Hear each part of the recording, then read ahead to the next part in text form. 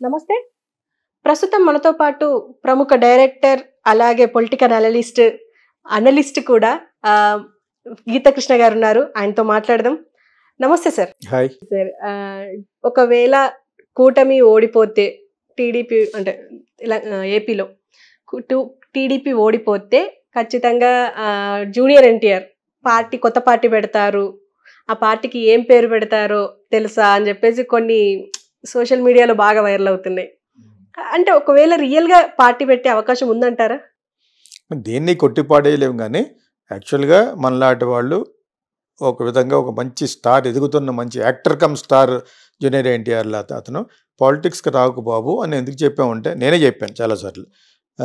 అతను శ్రేయోభిలాషులు కూడా ఎందుకు చెప్తారంటే, అతనికి మంచి భవిష్యత్తు ఉంది. రామారావు గారు అంత లెవెల్‌కి ఇంకా వెళ్ళాలి కదా! ఎన్నో సంవత్సరాల కృషి, అన్ని సినిమాల్లో తీసి అన్ని యాక్ట్ చేసాడు కాబట్టి ఇప్పుడు అతనికి ఆ అవకాశం ఉంది. ఇక్కడ ఉన్న కాంపిటీషన్, ఈ చిరంజీవి కొడుకు వాళ్ళందరితో ఉన్న కాంపిటీషన్లో ఇతను మంచి నటుడి కింద లెక్క. బయటికి చెప్పుకోవట్లేదు కానీ దేశం గుర్తించిన మంచి నటుడు జూనియర్ ఎన్టీఆర్. మనకి ఇష్టం ఉన్నా ఇష్టం లేవన్నా నేను నిజాన్నే మాట్లాడతాను నేను. సో ఆ విధంగా ఎదుగుతున్నప్పుడు నీకు పాలిటిక్స్ ఎందుకని అంటాం. ఓకే, అతనికే తెలుసు అతను తెలుగు తక్కువ అమాయకుడేం కాదు. ఇంకా బాలకృష్ణ కంటే తెలివైనవాడు అతను. ఓకే, చంద్రబాబు నాయుడు గారి అబ్బాయి కంటే తెలివైనవాడు. అంచేది అతను అంటే ఎందుకు భయం ఏంటంటే అతనికి ఫ్యానిజం ఎక్కువైపోయింది.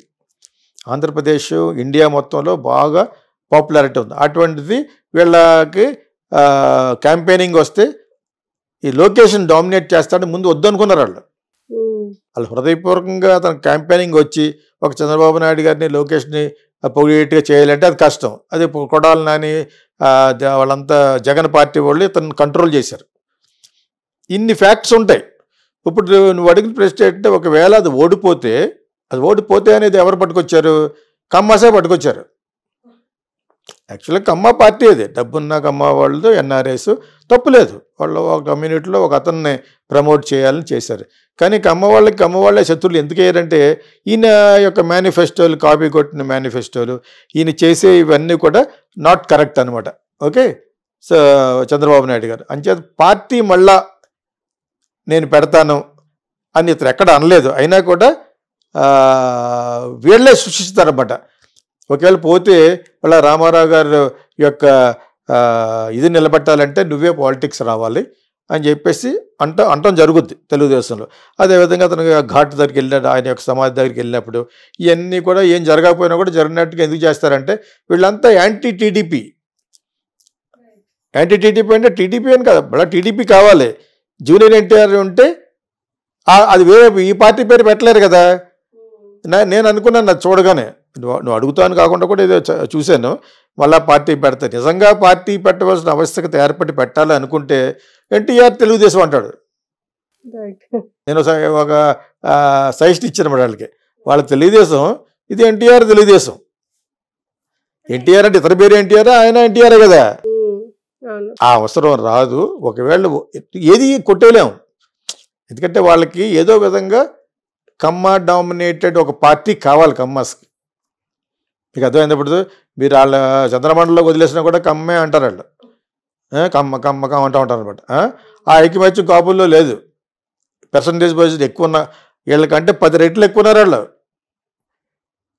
సత్యత ఆ పక్కన పెట్టే ఎన్నిసార్లు మాట్లాడుకున్నా ఈయన అలా మాట్లాడతాడంటే నిజం, అది నిజం మాట్లాడుతున్నాం.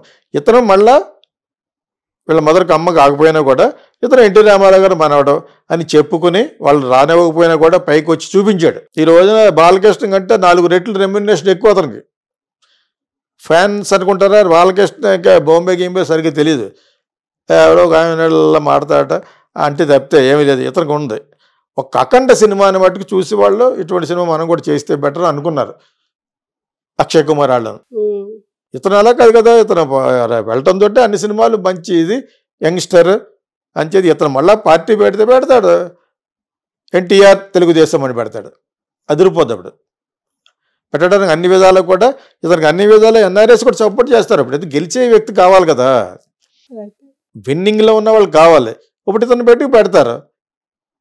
మరి అది చీలిపోద్దా అంటే చీలిపోద్దా, వాళ్ళు ఇద్దరు కలుసుకుంటారు అనేది ఇట్స్ నాట్ బిగ్ క్వశ్చన్. ఇప్పుడు ఇతను ఉంటే బాగుంటుంది అనే ఎప్పుడైతే ఫీలింగ్ ఉందో ఇతనికి సపోర్ట్ చేసే వాళ్ళు చాలామంది ఉంటారు. కానీ రాడు. ఎన్ని మన హైపోథెటికల్గా ఊహాజనితమైన క్వశ్చన్స్ను ఆన్సర్స్ను అవి కాదు. ఎందుకంటే అతనికి మంచి ఫ్యూచర్ ఉంది. ఇంకొక మంచి సినిమా హిట్ ఏంటంటే ఇంకా ఎక్కువగా వెళ్ళిపోతాడు. సల్మాన్ ఖాన్ లాగా వాళ్ళకి. సల్మాన్ ఖాన్కి అంత ఈ రోజున 150-200 కోట్లు ఇస్తారు. చాలా లెవెల్కి వెళ్ళిపోతాడు. ఎందుకంటే బిజినెస్ అయితే బిజినెస్లో సగం సగం కావాలని అడుగుతారు. ఇప్పుడు అందరు స్టార్స్కి అర్థమైంది ఏంటంటే ఒక సినిమా 100 కోట్లు ఖర్చు పెడితే 300 వచ్చింది అనుకో, అంటే నీకు 300 నాకు 150 ఇవ్వమంటాడు అనమాట. ఇది లెక్క. అందరికీ అన్ని తెలివితేటలు వచ్చేసినాయి. ఇటువంటి ఆపర్చునిటీస్ ఉన్న మంచి నటుడికి ఇప్పుడు పాలిటిక్స్కి ఎందుకు వస్తాడు? వెనకాల వాళ్ళు చెప్తూ ఉంటారు. అతనికి ససేమీర అతనికి ఇది లేదు. ఇది కూడా బ్రైట్ ఫ్యూచర్ ఉంది, అంత ఉంది అంచేత.